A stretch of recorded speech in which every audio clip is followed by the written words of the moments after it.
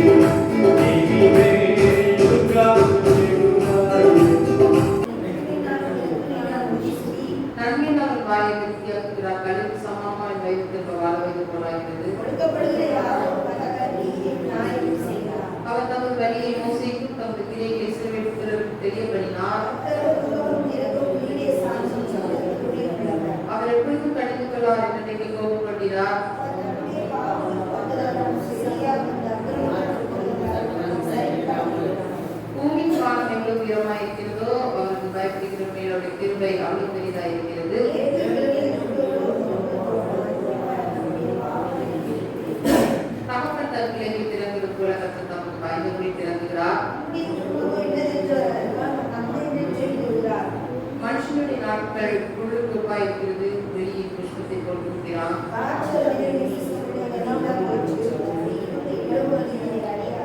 கர்த்தருடைய கிருபையோ அவருக்கு பயந்தவர்கள் மேலும் அவருடைய நீதி அவருடைய பிள்ளைகளுடைய பிள்ளைகள் மேலும் அனாதியாக கிடைத்துள்ளது.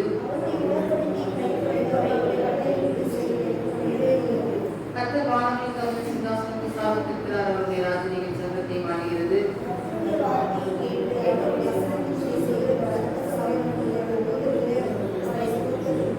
கர்த்தருக்கு பிரியமானதை செய்து அவர் பணிவிடைக்காரராக இருக்கிற அவருடைய சர்வ சேனைகளே அவரை ஸ்தோத்திரிக்கிறார். அவருடைய சகல செயல்களை அளிக்கிறார்.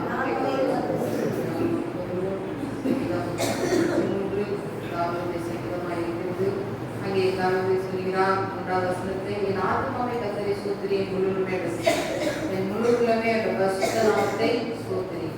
அங்கே ஆத்துமாவோடு அவன் பேசுகிறதை குறித்து பார்க்கிறோம். கர்த்தரை நீ இனசை ஸ்தோத்திரி, அவர் என் முழு உள்ளமே பரிசுத்த நாமத்தை ஸ்தோத்திரி. இன்றைக்கு ஆண்டவராகிய இயேசு கிறிஸ்துவை நாம் என்ன செய்ய வேண்டும்? ஸ்தோத்திரிக்க வேண்டும். வருஷத்தின் இறுதி நாட்களிலும் இறுதி மணி நேர குறிப்புகளாக நாம் கடந்து வந்திருக்கிறோம்.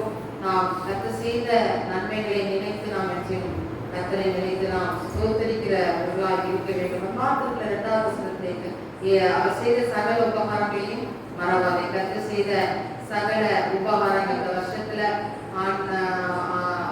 ஜனவரி 1ஆம் தேதியிலிருந்து இந்த டிசம்பர் 31ஆம் தேதி வரைக்கும் கர்த்தர் எத்தனையோ நன்மைகளை நமக்கு செஞ்சிருக்கிறாரு. எத்தனையோ கிருபையா நம்மளை பாதுகாத்திருக்கிறாரு. நம்மளுடைய போக்கு வரத்து, நம்மளுடைய சுகம், ஆரோக்கியம், இன்னுமாக நம்முடைய தேவைகள், ஆபத்துகள், மரண கண்ணிகள் எல்லாவற்றிலும் நான் என்ன செய்திருக்கிறார்? நம்மை விலக்கி பாதுகாத்திருக்கிறார். அப்போ அந்த தெய்வனை அவர் செய்த அந்த நன்மைகளை நினைத்து நினைத்து நாம் கர்த்தரை என்ன செய்ய வேண்டும்? நாம் துதிக்க வேண்டும், ஸ்தோத்திரிக்க வேண்டும். அவர் செய்த சகல உபகாரங்களை நம்ம என்ன செய்யக்கூடாது? மறக்கக்கூடாது. ஆராதனைக்கு வருவதற்கு முன்பதாக நாங்கள் குடும்பமாக என்ன செய்வோம்? ஜோமன் அந்த வருஷம் ஃபுல்லா ஆண்டவர் செய்த அந்த நன்மைகளை நினைத்து எங்க பெரிய பாப்பா வீடியோ லைன்ல வந்தா ஆன்லைன்ல நாங்கள் 3 பேரும் அவ ஆன்லைன்ல இருந்தா அப்படியாக நாங்கள் என்ன செய்தோம்? ஜோம் வருஷத்தோடு அப்படி ஜோம் என்ற பழக்கம் உண்டு. அதே போல இந்த ஆண்டிலும் ஆராதனைக்கு முன்பதாக அப்படிப்பட்ட ஜபங்களை குடும்பமாக நாங்கள் செய்தோம். கர்த்தர் இந்த ஆண்டு முழுதும் நடத்தி வந்த அந்த நன்மைகளை நினைத்து, கிருபையை நினைத்து, ஸ்தோத்திரம் செலுத்தி, நன்றி செலுத்தி அவரை நாம் துதித்தோம். தேவ பிள்ளைகளாகி நீங்களும் அப்படியாக குடும்பமாக நீங்கள் ஜெபித்திருப்பீர்கள் என்பதை நான் விசுவாசிக்கிறேன். அப்படியாக நாம் என்ன செய்ய வேண்டும்? கர்த்தர் நடத்தி வந்திருக்கிற அந்த ஆண்டு முழுது பாருங்க, எத்தனையோ பேர் நேற்றைய பார்த்தவர்கள் இன்றைக்கு என்ன செய்ய முடியல, பார்க்க முடியவில்லை. கடந்த நாளிலும் கடந்த வாரம் இருக்கும் என்று நினைக்கிறேன்.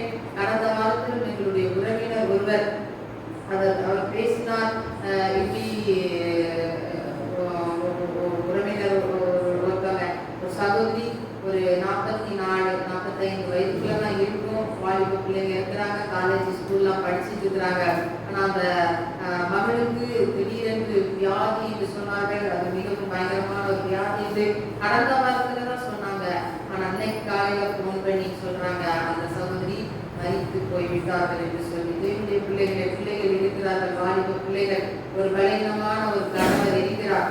அப்ப பாருங்க, இப்படி குடும்பத்தை விட்டு இன்றைக்கு இந்த உலக வாழ்க்கையை விட்டு சென்று விட்டார். அதே போல எத்தனையோ இளம் வயது மரணங்கள் பாருங்க. எங்கெல்லாம் வாழக்கூடியவர்கள், சாகக்கூடியவர்கள் அல்ல. இவர்களுக்கு வயது இருக்கு, நாட்கள் இருக்குது. ஆனாலும் இந்த உலகத்தின் ஓட்டம் அவர்கள் முடித்துவிட்டு அவர்கள் பரலோகத்துக்கு சென்று விட்டார்கள். இதே போல எத்தனையோ காரியங்கள் நம்ம கேள்விப்படுகிறோம், பார்க்கிறோம். ஆனாலும் ஆண்டவர் நமக்கு என்ன செஞ்சுட்டானா, நம்ம இத்தனை நிமிஷம் நேரம் வர நம்ம ஜீவிக்கிறோம், வாழணும். அந்த கிருபை இல்லாம நம்ம ஒண்ணுமே செய்ய முடியாது. ஒரு மனுஷனுக்கு ஒரு மூச்சு காத்து இல்லாம அவனால என்ன செய்ய முடியாது? சுவாசிக்க முடியாது. ஒரு காற்று என்று சொல்லி நம்ம அதை சாதாரண நினைக்கிறோம். பாருங்க, ஒரு காற்று இல்லைன்னா நம்ம ஒரு ரூம்ல காத்தோட்டமே இல்லை, எல்லாத்தையும் அடைச்சி ஒரு காத்தோட்டமே உள்ள வரல, மூச்சு திணறலாம் இருந்தா நம்மளால சுவாசிக்க முடியுதா? அதே போல நம்ம சுவாசிக்கிற அந்த மூச்சு காற்று அது நின்று போனால் என்ன ஆகும்? மனிதன் என்ன செய்வான்? அவன் பிணமாக மாறி விடுவான். அப்போ ஒரு சின்ன ஒரு காற்று தான், ஒரு சுவாசம் தான். அது சுவாசிக்கலன்னா என்ன ஆயிடும்? ஒரு மனிதனுடைய வாழ்க்கை முடிந்து போகிறது. அப்போ ஆண்டவராக இயேசு கிறிஸ்து நமக்கு நல்ல சுவாசத்தை சுவாசிக்க ஆண்டவர் செய்திருக்கிறார். அது இயற்கையாகவே இலவசமாகவே கற்றுக் கொடுத்து ஆண்டவர் செய்திருக்கிறார். நம்மை பாதுகாத்து நடத்திருக்கிறார். ஆகவே அதை நினைத்து கத்தருக்கு நாம் என்ன செய்ய வேண்டும்? நன்றி செலுத்த வேண்டும். இல்லாததை குறித்து நாம் ஏகாதபடி, இல்லாததை குறித்து அதை குறித்து நம்ம வேதனைப்படாதபடி, இருக்கிறதுக்காய் கத்தரை குறித்து நீங்கள் என்ன செய்வீர்கள்? சந்தோஷப்படுங்கள், ஸ்தோத்திரியுங்கள். கத்தர் ஆண்டவர் பாருங்க, எத்தனையோ ஜனங்களுக்கு இல்லாத வாழ்வை நமக்கு கொடுத்திருக்கிறார், வாய்க்கத்தை நமக்கு கொடுத்திருக்கிறார். குடும்பமாய் ஆராதிக்கக்கூடிய திருமையை தந்திருக்கிறார். இன்னைக்கு குடும்பமாய் ஆராதிக்க முடியாத எத்தனையோ ஜனங்கள் இருக்கிறார்கள். ஆனால் நமக்கு தேவனுடைய சமூகத்திலே அமர்ந்திருந்து பாடி துதித்து ஆராதனை செய்யவும், அவருடைய நன்மைகளை விவரித்து பேசவும் துதிக்கவும் கத்தர் நமக்கு பாக்கியம் தந்திருக்கிறாரே.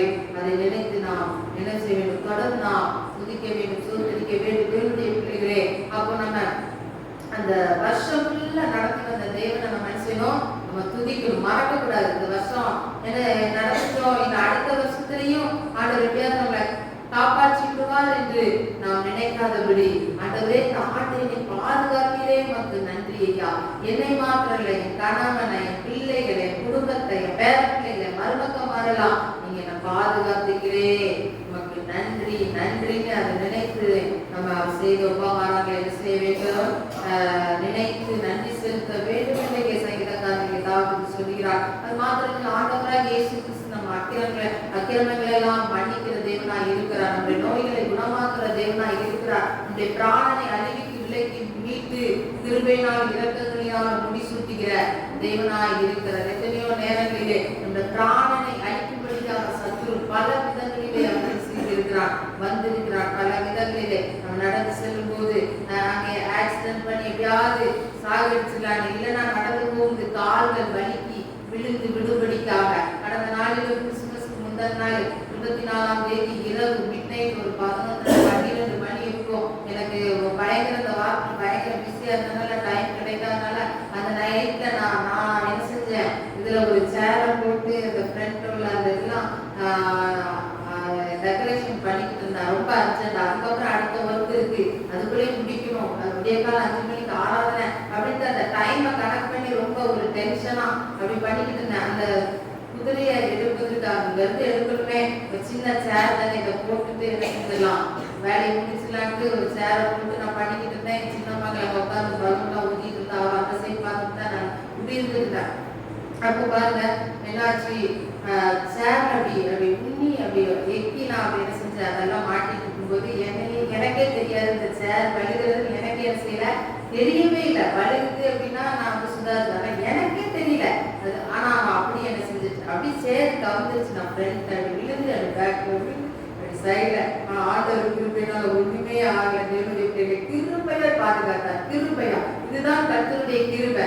சத்துரு பார்க்க வருஷத்துக்கு எத்தனையோ கடனை நான் மட்டும் இல்ல, அப்புறம் என் மாமனார் அவரு போன வாரத்துல அவங்களும் அப்படிதான் காலையில் அதிகாலையில் ஜெபத்துக்கு எழும்பும்போது அவங்களும் இதே போல சேர் வலிக்கு விழுந்து பாருங்க, ஆபத்து மரணக்கண்ணி வந்த போதில் கூட அந்த ஆண்டவர் அதையெல்லாம் தடுத்து விட்டு ஆண்டவர் நல்ல ஒரு ஜீவனை கொடுத்தார், நல்ல புதிய பலனை கொடுத்தார். பாருங்க, சத்துரு எப்படியாவது அடிச்சிடலாம், அந்த வருஷ கடைசியில எப்படியாவது தேவனுடைய பிள்ளைகளை அடிச்சிடலாம், கண்ணீர கொண்டு வந்துடலாம், வேதனையை கொண்டு வந்துடலாம்னு சத்துரு வந்தாலும் ஆண்டவர் சத்துருடைய இஷ்டத்துக்கு ஒப்புப்படாதபடி ஆண்டவர் ஜீவன் தப்ப நமக்கு பாதுகாத்து நமக்கு நல்ல ஜீவனை கொடுத்து பலத்தோடு சுகத்தோடு சாட்சியா நிற்க பண்ணிருக்கிற தேவனுடைய பிள்ளை. அப்ப எவ்வளவு ஒரு பெரிய கிருபை.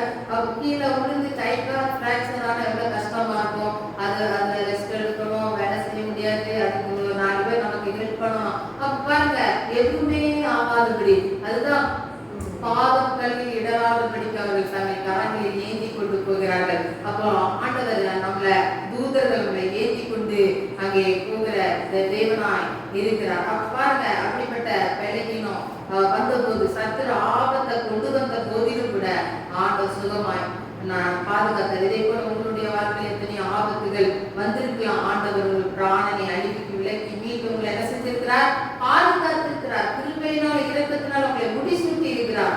அப்புறம் நன்மையினால வாயை திருப்தியாக்கி இருக்கிறார். கழுக்கு சமமாக வாழ வயது போல ஆண்டவர் புதிய பலனை தந்திருக்கிறார், புதிய வாழ்வை தந்திருக்கிறார், புதிய கிருபையை தந்திருக்கிறார்.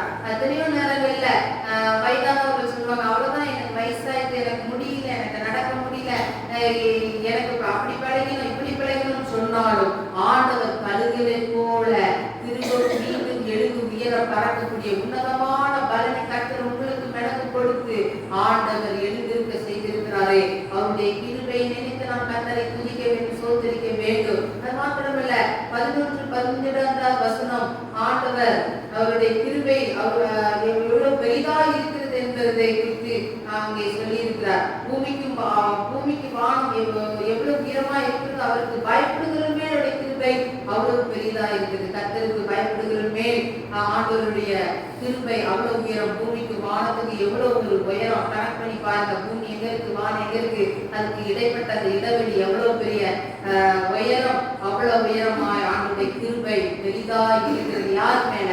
தேவனுடைய பிள்ளைகள் மேல அவ்வளவு பெரிய கிருபை ஆண்டவர் வைத்திருக்கிறார். அது மாத்திரமல்ல, மேற்குக்கு கிழக்குக்கு எவ்வளவு தூரமோ அவ்வளவு தூரமாய் நம்முடைய பாவங்களை நம்மை விட்டு விலக்கினார். அப்ப பாருங்க, கிழக்கு மேற்கு எவ்வளவு தூரம், அவ்வளவு தூரமாய் ஆண்டவர் நம்முடைய பாவங்களை நம்மை விட்டு விலக்கினார். நம்ம ஒவ்வொரு நாளும் எவ்வளவு பாவங்கள் செய்கிறோம், ஆண்டவருக்கு பிரியமில்லாம நடக்கிறோம், ஆண்டவருக்கு கீழ்ப்படியாம இருக்கிறோம், எத்தனையோ காரியங்கள் செய்கிறோம்.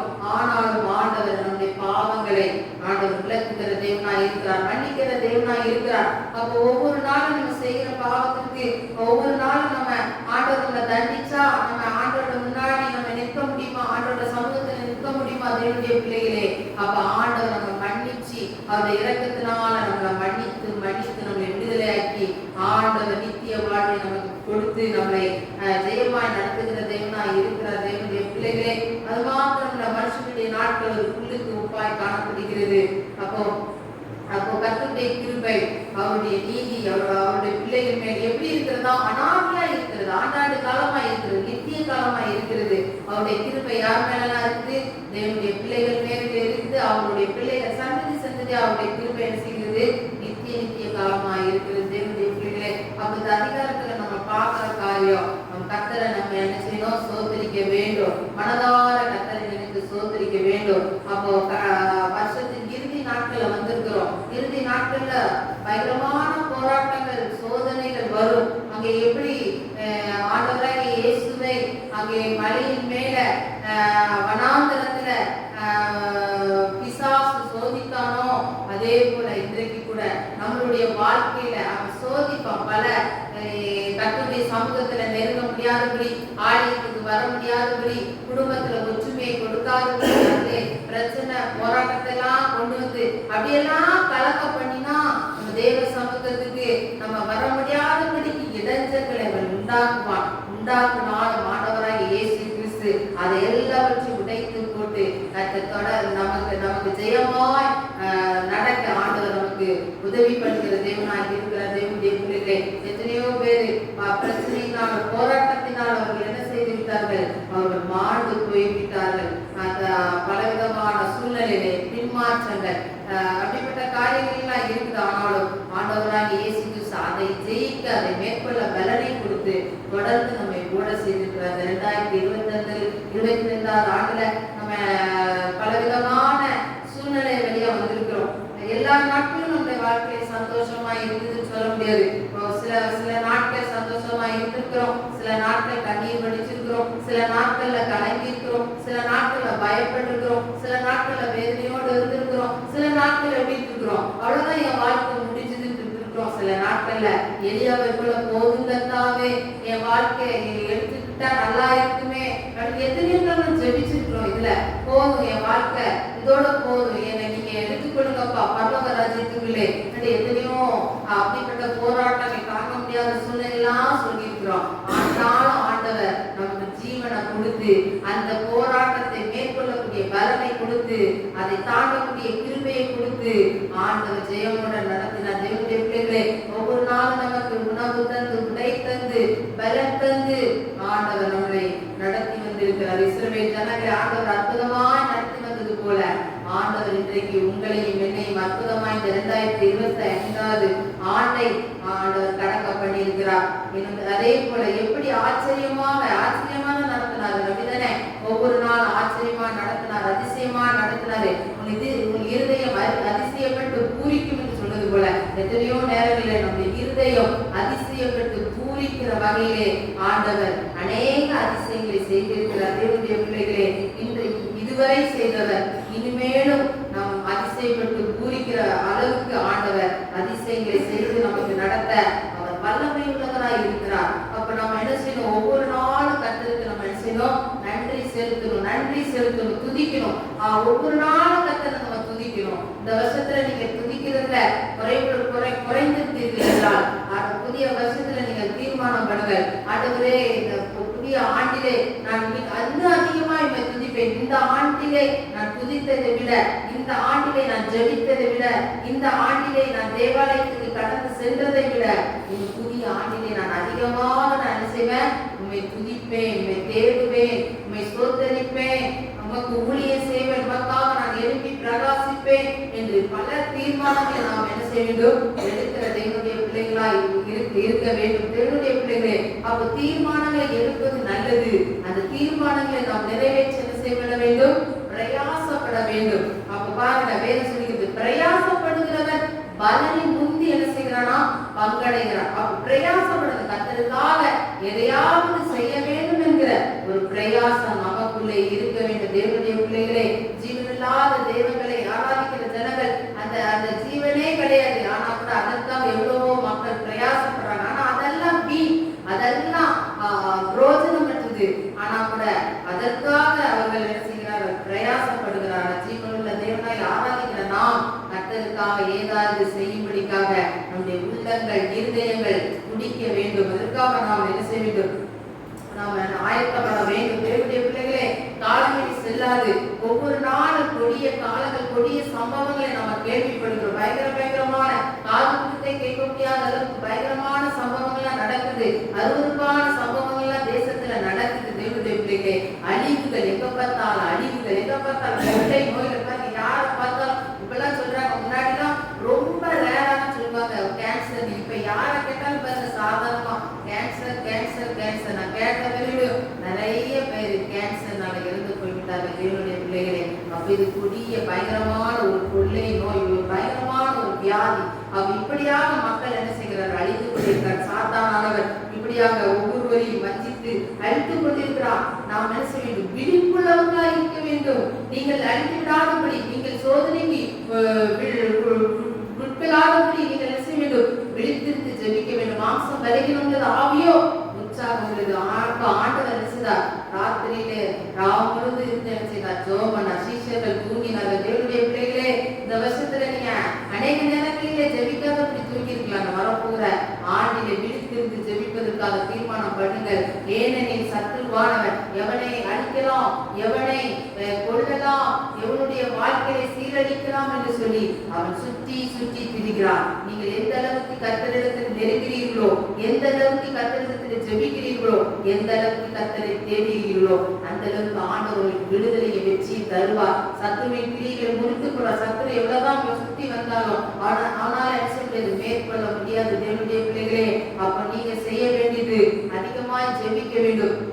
என்னுடைய மாமாவுக்கு கணவருடைய அப்பா வயது 76 இருக்கும். வயசு ஆயிட்டு, காலைல விலகி வந்து. ஆனா கூட பாருங்க, உபவாசம் அடிக்கடியா நாங்க என்ன செய்யறாங்க இருக்கிறாங்க. கடந்த நாள் தான் 21 நாள் அவங்க உபவாசம் இருந்தாங்க. அப்ப கூட நாங்கெல்லாம் சத்தம் போட்டோம், வயசாயிட்டு ஏன் இப்படி கடந்து உபவாசம் இருக்கிறீங்க அப்படின்னு சொல்லி.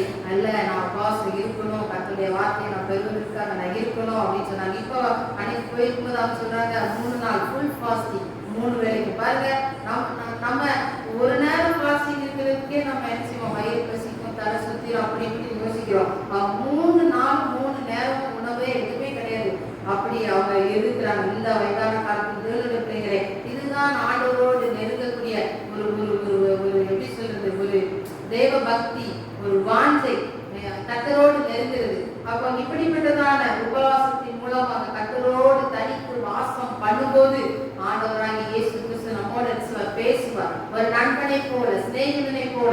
மோசே எப்படி ஆண்டவரிடத்திலே முகமுகமாய் பேசினார், ஒரு சிநேகிதனை போல பேசினாரோ, அதே போல ஆண்டவராகிய இயேசு கிறிஸ்து பேசுவார். எப்படி நம்ம ஆண்டவரிடத்திலே உபவாசத்திலும் ஜெபத்திலும் நம்ம தரித்திருக்கிறோமோ, ஆண்டவர் நம்மை பிரியம் கொண்டு நம்மோடு என்ன செய்கிறவரா இருக்கிறார்? பேசுகிறவரா இருக்கிறார். நம்மை வழிநடத்துகிறவரா இருக்கிறார். இப்படிப்பட்ட ஆபத்து நம்மளை தேடி நெருங்கி வந்தாலும் அந்த ஆபத்தை எல்லாம் ஆண்டவர் விலக்கி அதெல்லாம் வச்சு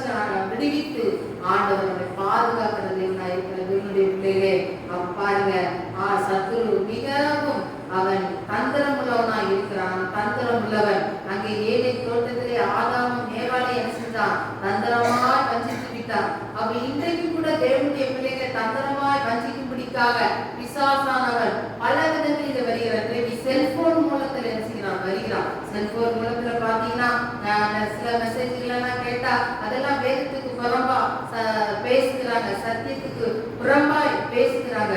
அப்ப கேட்பதற்கு அது ஒரு பெரிய ஒரு இதுமா மகிமையா ஏதோ நல்ல ஒரு செய்தியா இருக்கிறது போல தெரிஞ்சாலும் அதிலே தேவனுடைய சத்தியம் இல்லை, சத்தியத்துக்கு விரோதமாக பேசப்படுகிறது. தேவனுடைய பிள்ளைகளே இன்னுமாக ஏமாற்றுகிறார்கள் மக்கள். ஏதாவது ஒரு வகையிலே ஏதாவது ஒரு காரியத்தை செஞ்சு வழிய நம்மளை வீழ்த்தும்படிக்காக, தந்திர வலையிலே மனுஷனை வீழ்த்தும்படிக்காக சூழ்நிலை செய்து மனிதர்கள் வருகிறார்கள். ஏதாவது ஒரு காரியத்துல நம்ம நினைச்சிருக்கிறோம், சிக்கிக் கொள்றோம். ஏதாவது ஒரு பண காரியத்துல, அதாவது ஒரு சின்ன பணத்தை போட்டா நிறைய மிகுதியான பணம் வரும் அப்படின்னு சொல்லி அந்த மாதிரி, இல்லைன்னா யாராவது நம்ம இடத்துல பணத்தை வாங்கிட்டு ஏமாத்துறது, இந்த மாதிரி காரியங்கள் இப்படி கூட சத்துருன்னு செஞ்சிடறான், வஞ்சித்துறான் தேவனுடைய பிள்ளைகளே. அப்ப நம்ம ஜபத்துல அதிகமாய் காத்திருக்கும் போது ஆண்டவராக இயேசு கிறிஸ்து நம்மளை என்ன செய்வார், அந்த மாதிரி தந்திரமான சூழ்ச்சியான அந்த காரியங்கள் எல்லாம் ஆண்டவர் நமக்கு என்ன செய்வார், விடுதலை கொடுத்து விடுவித்து ஆண்டவர் பாதுகாக்கிற தேவனா இருக்கிற தேவனுடைய பிள்ளைகளை. இந்த அதிகாரத்துல நம்ம பார்த்தது கூட கர்த்தரை நம்ம எப்பொழுது என்ன செய்ய வேண்டும், சோதரிக்க வேண்டும். வருஷத்தின் இறுதி நிமிஷ துளிகளுக்குள்ளே நம்ம வந்திருக்கிறோம். ஆண்டவருக்கு மனதார இந்த நேரத்துல நினைத்து ஆண்டவருக்கு நன்றி சொல்லுங்க. அப்பா, என்னையும் என் குடும்பத்தையும் என் பிள்ளைகளையும் நீ கன்னிப்பணி போல இந்த ஆண்டு பொழுது பாதுகாத்தீரையா, உமக்கு நன்றி நன்றி. மனதார நீங்க நன்றி சொல்லுங்க. நீங்க மனதார நன்றி செலுத்தி விட்டு புதிய ஆண்டுக்குள்ளே நீங்கள் பிரவேசிக்கும் போது ஆண்டவர் நிச்சயமாகவே மிகுதியான ஆசீர்வாதம் ஆண்டவர் தர வல்லமை உள்ளவரா இருக்கிறார். அப்ப நம்ம கர்த்தரிடத்துல நன்றி செலுத்தணும். நன்றி செலுத்த நம்ம மறக்க கூடாது. நன்றி செலுத்துவதில் துதிக்கிறது நம்ம என்ன செய்யக்கூடாது, கடன் வைக்க கூடாது. பணம் நம்ம இடத்துல வாங்குறவங்க, கடன் வாங்கினவங்க என்ன செய்வாங்க, கடன் திரும்பி கொடுக்க மாட்டாங்க. அந்த பணத்தை வாங்கின பணத்தை கொடுக்க மாட்டாங்க, நிறைய பேர் ஏமாற்றுவாங்க. அப்படி இல்லாதபடி நம்ம தேவனிடத்துல துதிப்பதிலே நன்றி செலுத்துவதிலே நம்ம என்ன செய்யக்கூடாது, குறை வைக்காதபடி, கர்த்தரை ஏமாத்தாதபடி, அதுல நிறைவுடன் மன நிறைவுடன் நம்ம கர்த்தரை துதித்து நம்ம அவரை ஆராதிக்கும் போது கர்த்தர் மெய்யான சந்தோஷத்தை, சமாதானத்தை, விடுதலை கர்த்தர் கொடுத்து புதிய ஆண்டிலே நிறைவான ஆசீர்வாதத்தை நமக்கு அனுப்பிச்சுகிற தேவனா இருக்கிறார். அது மாத்திரம் இல்ல, நம்ம வந்து சுத்திகரிக்க வேண்டும். பழைய பாவத்தோடு பழைய அக்கிரமத்தோடு புதிய ஆண்டுக்குள்ள என்ன செய்ய முடியாது, பிரவேசிக்க முடியாது. இந்த நாட்டில் புதிய ஆண்டு சொல்றோம், அநேக எல்லாரும் என்ன செய்கிறோம், புது ஆடைகளை புத்தாடைகளை உடுத்தி நம்ம என்ன செய்கிறோம், புதிய ஆட்டை அப்படியாக நம்ம என்ன செய்கிறோம், செலிப்ரேட் பண்றோம். ஆனாலும் வெறும் உடையினால் மாத்திரமல்ல, இருதயமாகிய உள்ளத்திலே புதிய ஆவியை பெற வேண்டும். உள்ளம் புதிதாக்கப்பட வேண்டும். உள்ளுக்குள்ளே இருக்கிற அசதிகள், உள்ளுக்குள்ளே இருக்கிற அந்த தேவனுக்கு பிரியமில்லாத பாவங்கள், தேவனுக்கு பிரியமில்லாத காரியங்கள், அது எல்லாவற்றையும் நம்ம என்ன செய்ய வேண்டும், எடுத்துக்கொள்ள வேண்டும், நீக்கிப்பட வேண்டும், விட்டுவிட வேண்டும். அப்பொழுதுதான் நம்ம புதிய ஆசீர்வாதங்களை பெற முடியும். தேவனுடைய பிள்ளைகளே, அப்ப இந்த கடைசி நிமிஷத்துல வந்திருக்கிற நாம் கர்த்தரிடத்துல நம்ம கேட்க வேண்டிய காரியம், ஆண்டவரே என்னை பரிசுத்தப்படுத்தும், என்னில் உள்ள பாவங்களை எல்லாம் மன்னியும், எனக்கு என்னிடத்தில் இருக்கிற சில விட முடியாத சில பாவங்கள் அதெல்லாவற்றையும் உமக்காக விட்டுவிட எனக்கு பலன் தாரும். அதை நான் இன்றோடு இந்த நிமிஷத்தோடு நான் விட்டு விடுகிறேன், எனக்கு புதிய பலனை தாருமையா என்று சொல்லி நாம் கேட்டு நம்மை பரிசுத்தப்படுத்திக் கொள்ள வேண்டும். தேவனுடைய பிள்ளைகளே, ஆமா, அங்கே யோசுவா பார்த்தான்னு சொல்கிறார், நான் இந்த ஜனங்களை என்ன செய்ய, பரிசுத்தப்படுத்து, நாளைக்கு நான் உன் மத்தியிலே அற்புதம் செய்வேன், இந்த ஜனங்கள் முன்னாடி அற்புதம் செய்வேன் சொல்றாரு. இன்றைக்கு நீங்கள் உங்களை பரிசுத்தப்படுத்திக் கொள்ளும் போது ஆண்டவர் நிச்சயமாகவே உங்கள் நடுவிலே மிகப்பெரிய அதிசயங்களை அற்புதங்களை செய்ய வல்லவர்களாக இருக்கிறார். அப்ப நம்ம பார்த்த காரியம், கர்த்தரை நம்ம செய்யணும், துதிக்கணும், சொத்தரிக்கணும். செய்த சகல உபகாரங்களை நம்ம செய்யக்கூடாது, மறக்க கூடாது. அது மாத்திரம் இல்ல, நாமே பரிசுத்தப்படுத்திக் கொள்ள வேண்டும். இது பரிசுத்தத்தின் நேரம், அது நம்மை பரிசுத்தப்படுத்தக்கூடிய நேரம். நாமே பரிசுத்தப்படுத்தி கர்த்தரிடத்தில் நம்மை ஒப்பு கொடுக்கும் போது ஆண்டவர் அவர் பொறுப்பெடுத்து அவர் தேவனுடன் நடத்த வல்லமை உள்ளவராக இருக்கிறார். கர்த்தராமே இந்த வார்த்தைக்கு ஆசீர்வதிப்பார்.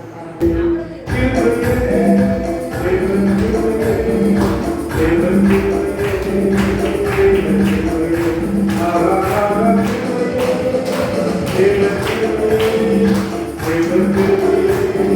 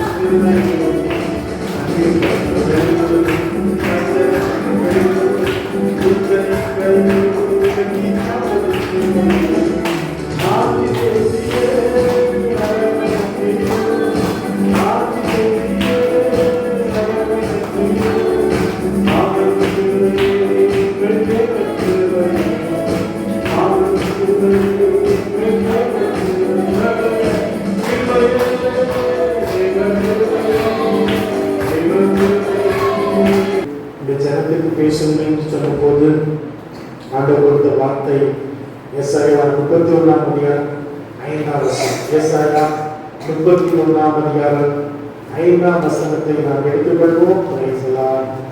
ஏசாயா 31:5 பக்கம் எங்கிருந்து எத்தனைமா? 836 800 பழைய பாட்டிலே 836 836 பட்சிகளை போல சேனைகளின் கர்த்தர் எருசலேமின் மேல் ஆதரவாக இருப்பார். அவர் அதை காத்து தப்ப பண்ணுவார். அவர் கடந்து வந்து அதை விடுவிப்பார். எல்லாம் சேர்ந்து மூன்று முறை நாம் வாசிப்போம். ஆமென். பறந்து காக்கிற பட்சிகளை போல சேனைகளின் கர்த்தர் எருசலேமின் மேல் ஆதரவாக இருப்பார். அவர் அதை காத்து தப்ப பண்ணுவார். அவர் கடந்து வந்து அதை விடுவிப்பார். பறந்து காக்கிற கர்த்தர் ஆதரவாக இருப்பார். கடந்து அதை காத்து தப்பம் பண்ணுவார். கடந்து வந்து அதை விடுவிப்பார்.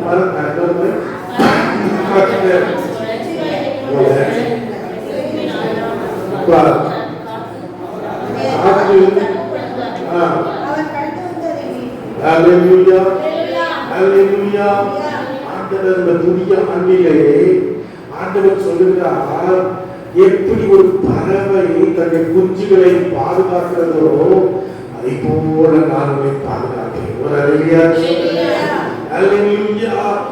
ஒரு பறவை தன் குஞ்சுகள் மேலே அது பிரியமா இருக்கும், பாசமா இருக்கும். இன்னைக்கு நம்முடைய பிள்ளைகள் என்று சொன்னால் எவ்வளவு ஒரு சந்தோஷம். நம்முடைய பிள்ளைகளை குறித்து அதை பார்க்கும்போது, என் பிள்ளை அப்பாவுக்கு 76 வயசாகுது, இன்னைக்கு நாங்க போயிட்டா அப்படி சந்தோஷம். ஒரு வாரங்களால போக முடியல. போன வாரம் பாஸ்டிங் பிரேயர்னால போன ரொம்ப வேதனை. பிள்ளை வரலையே, முகத்தை பார்க்கணும், உங்களோடு கூட பேசணும் என்று சொல்லி அவன் திரும்புகிறான். ஆண்டவர் சொல்லுகிறான், பறவைகளை காப்பது போல கர்த்தர் தன்னுடைய பிள்ளைகளை பாதுகாப்பார். காத்து தப்பு பண்ணுவார். கர்த்தர் எருசலேமை பாதுகாத்து ஆபத்தில் இருந்து தப்புவிப்பார். அதை சுற்றிலும் காப்பார். அல்லேலூயா. எருசலேம் ஒரு சின்ன ஊர், தூத்துக்குடி தமிழ்நாடு மாதிரிதான் ஒரு சின்ன ஊர் தான். அதை சுற்றிலும் 55 அரபு நாடுகள் இருக்கிறது. எத்தனை அரபு நாடுகள்? 55. நான் வெளிநாடு போகும்போது Dubai airlines, Emirates, Qatar airlines எல்லாம் போயிருந்தேன். பயங்கர ரிச்சா இருக்கும். அந்த பிளைட்ல போனா பயங்கரமா நல்லா இருக்கும். அப்படிப்பட்ட பெரிய பெரிய பிளைட், பெரிய பெரிய எண்ணெய் வளங்கள்லாம் நிறைந்த நாடுகளா இருந்தாலும் கர்த்தர் என்ன பண்ணுகிறார்? தேசங்களை கர்த்தர் பாதுகாக்கிறார். அல்லேலூயா, அல்லேலூயா. ஆண்டவர் என்ன செய்கிறார்? அதை தப்பம் பண்ணுகிறார், அதை விடுவிக்கிறார். அல்லேலூயா, அல்லேலூயா. தேவன் எப்படி நம்மை அரவணைக்கிறார்? ஒரு தாய் தன் பிள்ளையை தன் மார்போடு அணைத்துக் கொள்வது போல ஆண்டவர் நம்மை அணைத்துக் கொள்கிறார். அல்லேலூயா, அல்லேலூயா. இந்த உலகத்திலே பலவிதமான நெருக்கடிகள் மத்தியிலே வாழ்கிறோம், எதிர்ப்புகள் மத்தியிலே வாழ்கிறோம், பிரச்சனைகள் மத்தியிலே வாழ்கிறோம். அல்லேலூயா, அல்லேலூயா. தெய்வ பிள்ளைகளே, நம்முடைய வாழ்க்கையிலே எப்போ என்ன நடக்கும் என்றே சொல்ல முடியாது. ஒரு உறுதியற்ற வாழ்க்கை. ஆனாலும் கர்த்தர் தன்னுடைய பிள்ளைகளை பாதுகாக்கிறார். அல்லேலூயா சொல்லுங்க. அல்லேலூயா. நம்முடைய தேவன் யார்? பறந்து காக்கிற தேவன். எல்லாரும் சொல்லுங்க பார்க்கலாம். நம்முடைய தேவன் யார்? பறந்து காக்கிற தேவன். நம்மை மூடி நம்மை விடுவிக்கும் தேவன். எல்லாம் கரங்களை கட்டி சொல்லுவாங்க. அல்லேலூயா. பறவை என்ன செய்யும்? பறவை குஞ்சுகளுக்கு முன்பதாக பறந்து காட்டுகிறது. தன் ரெக்கையை அடித்து பார்த்து, அதே போல குஞ்சுகளும் அதை பார்த்து தம்பி மாதிரிலாம். நேற்று ஒரு நாள் தான் டான்ஸ் பார்த்துக்கிட்டாங்க. பாஸ்டர் அம்மாவும் நம்ம என் மகா எல்லின்னு சேர்ந்து தான் டான்ஸ் கற்றுக் கொடுத்தாங்க. ஒரு நாள் தான் கற்றுக்கிட்டாங்க. ரொம்ப அருமையா பெரிய டான்ஸர் மாதிரி கத்தாங்க. அப்போ அதை கற்றுக் கொடுக்கும் போது பிள்ளைகள் பழகிறது. எதிரியை என்ன செய்யுமா? பறவை காணும், கள்ளப்பிராந்து வருதுன்னு அது பார்க்கும். பார்த்த உடனே செய்யும், அது குடி கொக்க கொக்க கொக்க அப்படின்னு சொன்ன உடனே அந்த குஞ்சுகள் எல்லாம் போய் உள்ள பாதுகாத்து கொள்ளும். அல்லேலூயா. உயிரை கொடுத்து அதை பாதுகாக்கும். அல்லேலூயா. ஒரு இடத்துல தீ பிடிச்சிச்சு. தீ பிடிச்சி அங்க தீ எரிஞ்சிட்டு இருக்கு. அப்போ தீ எரிஞ்சு முடிச்ச உடனே எல்லாத்தையும் பார்த்தாங்க. திடீர்னு பார்த்தா ஒரு கோழி செத்து கிடக்கு. ஒருத்தர் ஒரு கம்பை வச்சு தூக்கி போட்டதுக்குள்ள நல்ல குஞ்சுகள் எல்லாம் பத்திரமா பாதுகாக்கப்படும். சொல்லுங்க. இப்ப ஆண்டவர் நம்ம எப்படி பாதுகாக்கிறார்? உபாகமத்தின் புஸ்தகம் 32 நான் சீக்கிரமா சொல்லிக்கிறேன். இப்ப வசனம் நீங்க எடுத்துட்டு இருந்தா ரொம்ப நேரம் ஆகும். உபாகமம் 32:11 சொல்லப்படும், கழுகு தன் கூட்டை கிளப்பி தன் வாசிக்கமாக அந்த வசனம். உபாகமம் 32:11 வாசிக்கமாக. சங்கீதம் 91:4. கழுகு தன் கூட்டை கலைத்து தன் குஞ்சுகளின் மேல் அசைவாடி தன் செட்டைகளை இடித்து அவைகளை எடுத்து அவைகளை தன் செட்டைகளின் மேல் சுமந்து கொண்டு போகிறது போல கர்த்தர் ஒருவரே அவனை வழிநடத்தினார். எல்லாம் கரங்களை கட்டி கர்த்தரை சொல்லுவாங்க. கழுகு கூட்டை கலைச்சிருமா? கழுகு எங்கே கூடு கட்டு தெரியுமா உங்களுக்கு? கண்மலையில கட்டு. கழுகு கீழே வாழாது, உயரமான இடத்துல தான் வாழும். உயரமான இடங்கள். அல்லேலூயா. அல்லேலூயா. அப்போ கூட்டை கலைச்சு விட்டுரும். கலைச்சு விட்டுனா குஞ்சுகள் தான் செய்யும், கீழே விழும். விழுந்தோட அந்த செட்டைகளை கொண்டு போய் செட்டைகளை. அல்லேலூயா. அதான் சங்கீதம் 91:4 சொல்கிறது, அவர் தன்னை செட்டையின் கீழே நீ அடைக்கலம் போடுவார். அல்லேலூயா. அல்லேலூயா. ஆண்டவருடைய செட்டையின் கீழே தேவன் நம்மை அடைக்கலமாய் பாதுகாப்பார். இந்த 2026 ஆண்டிலே பலவிதமான போராட்டங்கள் வரலாம், பலவிதமான பிரச்சனைகள் வரலாம், பலவிதமான காரியங்கள் வரலாம். ஆண்டவர் செட்டையின் கீழே பாதுகாப்பார். அல்லேலூயா. மத்தேயு 23:37 கோழி தன் குஞ்சுகளை சேர்த்துக் கொள்வது போல. அல்லேலூயா.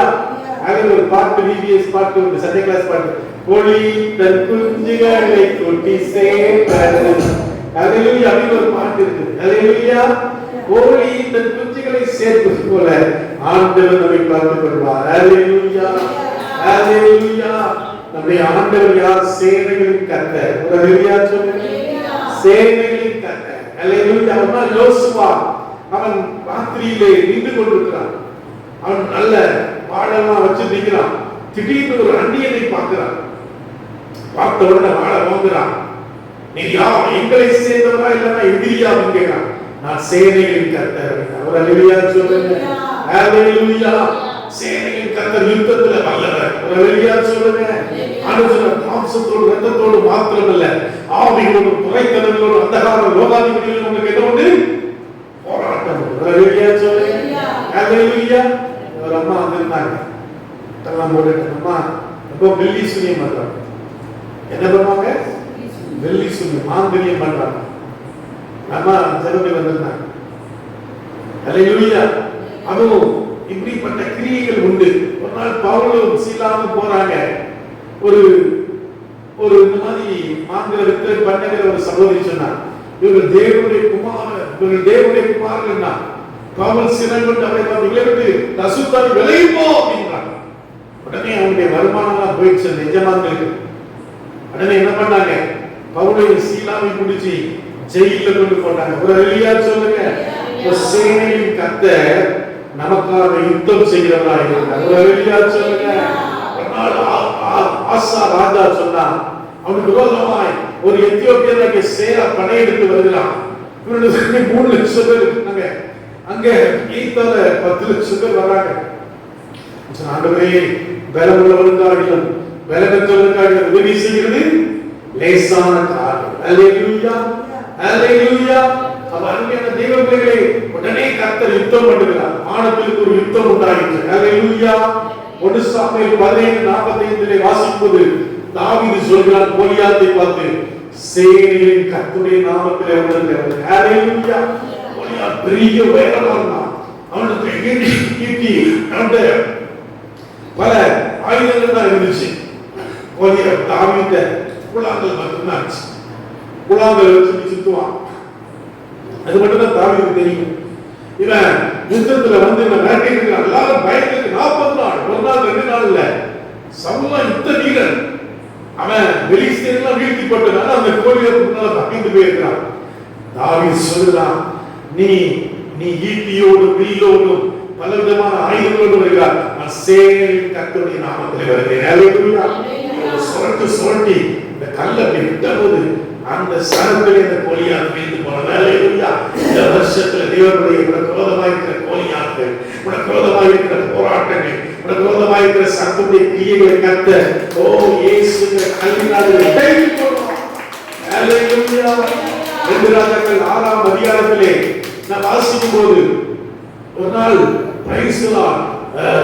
அங்கே எலிசாவுடைய வேலைக்காரன் கேயாசி எழுதியிருக்கிறான்.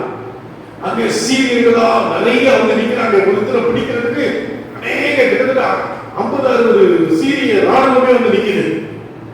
உடனே கேயாசி பயப்படுறான், நமக்கு வேதனை வந்துருச்சேன்னு சொல்லி. உடனே எலிசா சொல்றாரு, கண்களை திறந்திருந்தோம்னு சொன்ன உடனே கர்த்தர் என்ன செய்தார்டா, அங்கே பெரிய தூதருடைய சேனை கர்த்தர் காண்பித்தார். எல்லா கரங்களை கட்டி கர்த்தர் சொல்றாங்க, கழிவிடாதபடி அவர்கள் தங்கள் கைகளில் ஏந்தி கொண்டு போவார்கள். எல்லா கரங்களை இந்த வருஷத்துல தூதர்களை நீங்க பார்க்க போறீங்க. எத்தனை பேர் பார்க்கணும் சொல்லுங்க. ஆமென். பிரைஸ். தூதர் உங்க வீட்டுக்கு வர போறாங்க.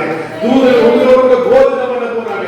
தூதர்கள் உங்களோட இருக்கிறதை நீங்க பார்க்க ஒரு கோவிலுக்கு ஜீவித்துக் கொண்டிருந்த போது ஒரு தேவதூதன் இறங்கி வந்து சொன்னார், கொன்னே உன் ஜெபங்களும் உன் தான தர்மங்களும் தேவனுடைய சமூகத்தில் இருக்கிற எல்லா தேவைகளையும் கர்த்தரை ஸ்தோத்திரம் பண்ணுங்க. ஹalleluya. சங்கீதம் 46:1 சீக்கிரம் வாசிங்க பார்க்கலாம். சங்கீதம் 46:1 வாசிங்க பார்க்கலாம். Praise the Lord. வாசிங்க. தேவன் நமக்கு அடைக்கலமும் பலனும் ஆபத்து காலத்தில் அனுகூலமான துணை. ஆமென். அவர் நமக்கு ஆதரவா இருப்பார். ஹalleluya சொல்லுங்க. ஆண்டவர் நமக்கு எப்படி இருப்பார்? ஆதரவா இருப்பார். கணவனை சகோதரி சொன்னாங்க, கணவனை இழந்தார், தாய் இழந்தார், எவ்வளவு வேதனை. அப்பா பண்ற வேதனையெல்லாம் பார்த்தா ராத்திரியெல்லாம் தூங்க மாட்டாங்க. அத்தை சொன்னாங்க, ராத்திரியெல்லாம் தம்பி தூங்க மாட்டான். அப்படியே அம்மா படத்தை, அம்மாவுடைய சேலை, அம்மாவுடைய ஜாக்கெட் எல்லாத்தையும் தலைக்கீழ வச்சு படுத்துட்டு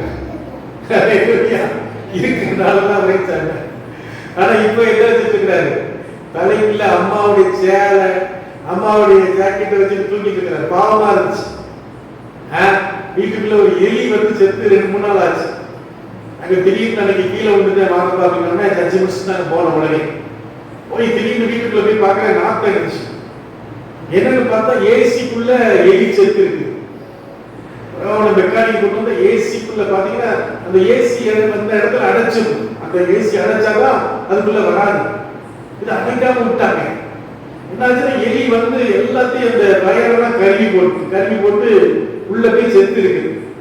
அப்புறம் அதை கண்டுபிடிச்சு தூரம் போட்டு அப்புறம் அந்த இடத்தை அடைச்சி இப்போ வாங்க. வயசானவங்களுக்கு ஒன்றும் தெரியாது என்ன இருக்குது, என்ன பண்றது. டெய்லி வந்து அவருக்கு மேல ஏறி போய் இருக்கிற பழங்கள் கடிச்சிட்டு அதுக்கு தெரியல. அது பாட்டு கிடக்கிற பாவம். போன பிறகு சொன்ன பிறகு அப்போ எல்லாத்தையும் கிளீன் பண்ணி எடுத்து பார்த்தா உள்ள எப்படி இருக்குது. தேவ பிள்ளைகளே, அப்போ ஒரு கணவனோ ஒரு மனைவியோ இல்லைன்னா அன்னைக்கு விழுந்து கிடைக்கிறாங்க யாருமே இல்லை. போன் பண்ணி பிறகு அந்த வேலை செய்யற அக்காளுக்கு போன் பண்ணி அப்புறம் அவங்க காலையில இருந்து எழுதி வந்து டீ போட்டு கொண்டு வந்து கொடுக்குறாங்க. ஒருவேளை எங்க அம்மா இருந்தா அதான் கீழே கீழே வந்து சொன்னா உடனே எழுதிப்பாங்க. என்னப்பா கீழே வந்துட்டீங்களான்னு சொல்லி தூக்க முடியலனாலும் எப்பா உடனே ஏதாவது செய்யறதுக்கு அவங்க யோசிப்பாங்க. ஆனா பாருங்க, தனியா இருக்கிறதுக்குள்ள எவ்வளவு அனுச தேவன் நமக்கு ஆதரவா இருப்பார். சொல்லுங்க. ஹalleluya. ரோமர் 8:31 வாசிக்க பார்க்கலாம். பிரைஸ். எபிரேயர் 13:5. ரோமர் 8:31 வாசிங்க. சீக்கிரம் வாசிக்க பார்க்கலாம். வாசிங்க. ரோமர் 8:31. நாம் என்ன சொல்வோம்? தேவன் நம்முடைய பட்சத்தில் இருந்தால் நமக்கு விரோதமாக எல்லா காரியங்களையும் நீங்க தெரிவிச்சோம்ங்க. கர்த்தர் நம்முடைய பட்சத்தில் இருந்தால் நமக்கு விரோதமாக இருப்பவன் யார்? ஹalleluya சொல்லுங்க. எத்தனை கோடி வந்தாலும் எத்தனை அமிஷா வந்தாலும் தேவன் நம்முடைய பட்சத்தில் இருக்கிறார். ஹalleluya சொல்லுங்க.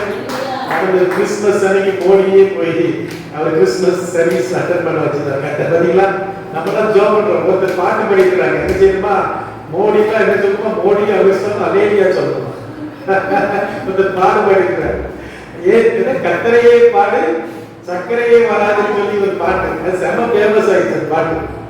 அதுல அவருக்கு ஒரு பாட்டு படிக்கிறார், என்ன பண்ணுமா, மோடி அவசரம் என்ன செய்யணுமா, அவங்க அலேலியா சொல்லுமா, ஓபிஎஸ் இபிஎஸ் சொல்லுமா, அவங்க கத்தருக்கு சோதரம் சொல்லுமா அப்படின்னு ஒரு பாட்டு பாடிக்கிறார். அதே போல அன்னைக்கு மோடி ஐயா இது பண்ணாரு, கிறிஸ்துமஸ் ஆராதனைக்கு வந்துட்டாரு. அலேலியா சொல்லுங்க.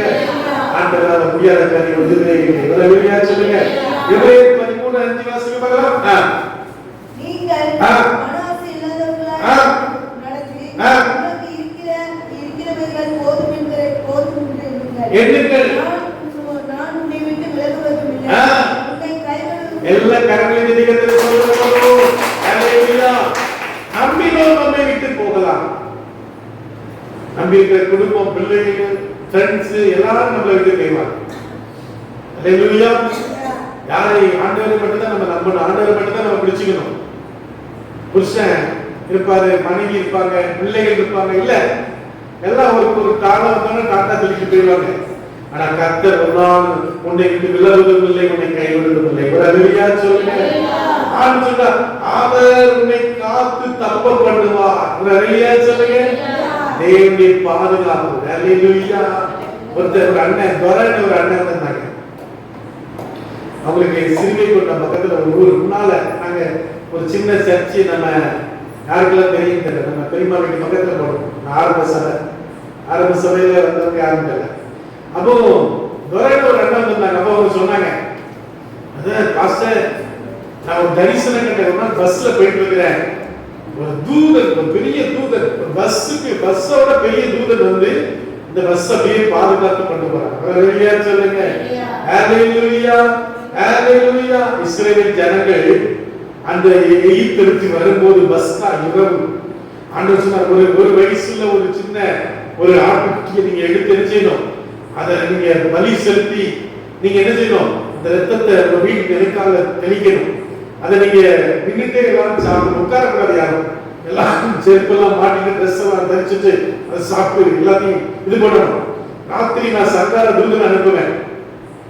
எந்த வீட்டுல எல்லாம் இந்த ரத்தம் பூசப்பட்டிருக்கிறோம் சங்கார தூதன் வரமாட்டான். அல்லேலூயா சொல்லுங்க. வீட்டுல நீங்க என்ன செய்யணும், போன உடனே ரத்தத்தை பூசிங்க. இப்ப போறீங்கள போய் ரத்தத்தை வீட்டு வாசல்ல பூசிங்க. பொறாமை நாள், எரிச்சல் ஞானி, ஞானி நாள் எது வராம போன பூசிங்க. ஒரு அல்லேலூயா சொல்லுங்க. அல்லேலூயா.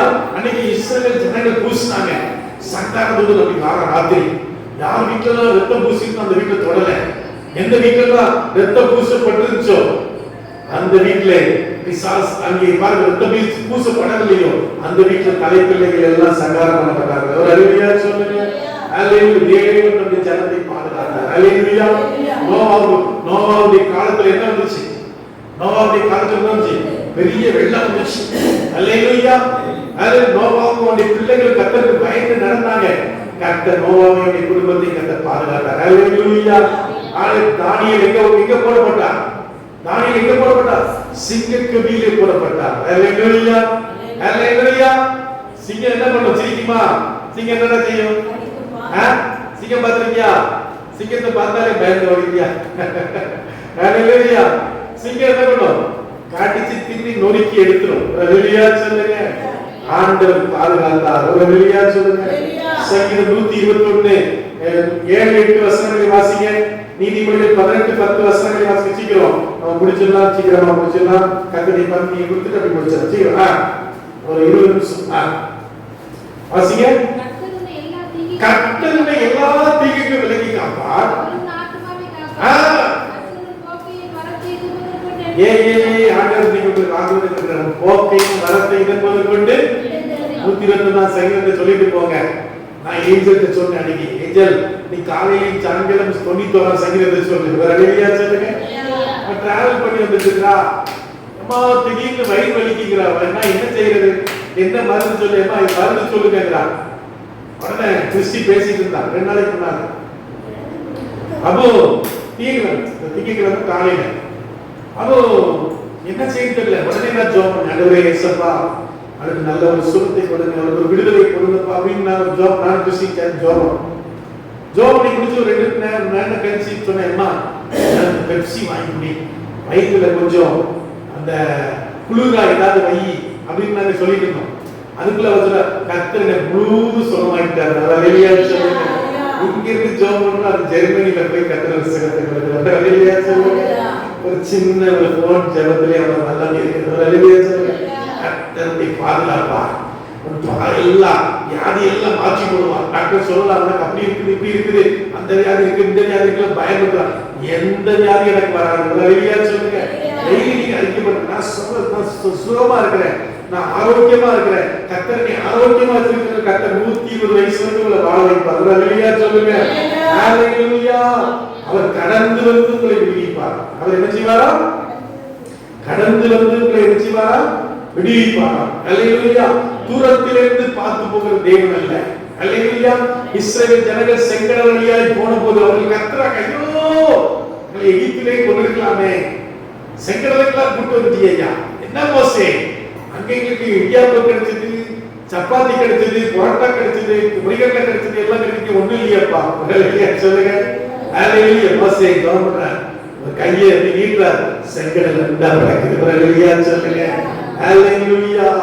ஆண்டவர் கூட இருந்து உங்களை விடுவிக்க யாரும் ஆகல. கிதியோன் பார்க்கிறோம், ஐயோ நான் தனியாளு, ஐயோ நான் ஏழை, ஐயோ எனக்கு ஒண்ணு இல்லைங்கிறான். ஆண்டவர் சொன்னார், உனக்கு இருக்கிற பலத்தோடு போ.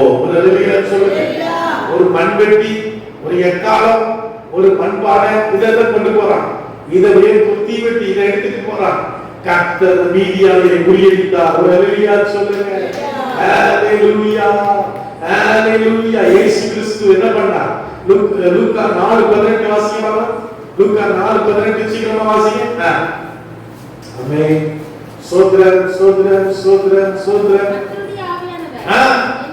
என் மேல் இருக்கிறார், தரித்திரருக்கு சுவிசேஷத்தை பிரசங்கிக்கும்படி. ஆமென். தேவனே நீங்க டெய்லி சொல்லணும், கர்த்தருடைய ஆவியானவர் என் மேல அங்க சுவிசேஷம் சொல்லணும். அடுத்த வருஷம் கிட்டத்தட்ட டபுள் மடங்கா இருக்கணும். நீங்க டெய்லி இன்னைக்கு ஒரு சுவிசேஷம் சொல்ல ஆரம்பிங்க. இன்னைக்கு ஒரு ஆளுக்காக ஜெபம் பண்ணுங்க, உங்க ஃப்ரெண்டுக்காக ஜெபம் பண்ணுங்க, உங்க பேரை எழுதி வச்சு ஜெபம் பண்ணுங்க. கர்த்தர் அடுத்த வருஷம் கொண்டு வருவார். சொல்லுங்க, ஹalleluya. அம்மா இந்த பாட்டியம்மா பேர் என்ன? அம்மா பேர் என்ன? பேச்சம்மா. அம்மா வந்து சனிக்கிழமை பிரேயருக்கு வரும், வெள்ளிக்கிழமை அழுது ஜெபம், ஆண்டவரே குடும்பம் வரட்டுமா. அண்ணன் பின்னால பாத்தீங்கன்னா நல்லா கை தட்டு தட்டு தட்டிட்டு இருந்தாரு, ரொம்ப சந்தோஷமா இருந்துச்சு. ஹalleluya. அது அன்னைக்கு வந்துட்டு காலில் விழுந்து எனக்கு கஷ்டமா இருந்துச்சு. அது எவ்வளவு வாஞ்சியா இருக்கிறார், அதெல்லாம் அப்படி சந்திச்சு கூட்டு வரணும். இளையராஜா மணியெல்லாம் விடக்கூடாது, நான் வாங்க நான் வண்டியில கூட்டு போறேன்னு கூட்டு வந்துடணும். ஹalleluya, ஹalleluya. இயேசு பறந்து காக்கிற தேவன். ஹalleluya சொல்லுங்க. ஹalleluya. இயேசு கிறிஸ்து எப்படி வந்தார்? எப்படிமா வந்தார்? கிறிஸ்மஸ் கொண்டாடுங்க, எப்படி வந்தார்? எப்படிமா வந்தாரு? சொல்லுங்க, எப்படி வந்தாரு? எப்படி வந்தார்? மனிதனாக வந்தார். சொல்லுங்க, இயேசு கிறிஸ்து எப்படி வந்தார்? மனிதனாக வந்தார். சிலுவையிலே ஆண்டவர் நமக்காக கையிலே வைத்தார். ஹalleluya. அந்த கையில ஆணி பூச கட்ட 2 ஆணி அடிக்கப்பட்டது. அந்த கையிலே அப்படி கடாவப்பட்ட அந்த ஆணி அப்படியே வச்சு அந்த அவரை கர்த்தர் நம்மை பாதுகாக்கிறார். ஹalleluya. யோவான் 10:11 வாசிங்க. வாசிங்க. ஆண்டவர் நமக்காக ஜீவனை கொடுக்கிறார். ஹalleluya சொல்லுங்க. இயேசுப்பா நமக்காக என்ன கொடுக்கிறார்? ஜீவனை கொடுத்தார். ஹalleluya சொல்லுங்க. நம்மை வாழ வைப்பதற்காக, நம்மை காப்பாற்றுவதற்காக அவர் சொன்னார், நான் உன்னை விட்டு விலகுவதும் இல்லை. தேவனை பயப்படுறியா? வாழ்க்கை அநேக நெருக்கங்களோடு சூழ்ந்து இருக்கிறதா?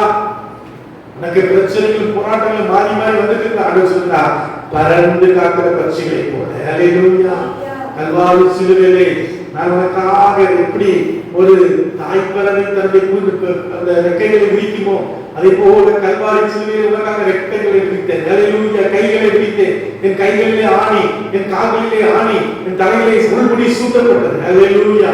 உனக்காக நான் பலித்தேன், எனக்காக நீ என்ன செய்தாய்? இந்த ராத்திரி வேளையிலே நம்முடைய வாழ்க்கையை நாம் இயேசுவுக்கு ஒப்புக் கொடுப்போம். கர்த்தர் நம்மை ஆசீர்வதிப்பார்.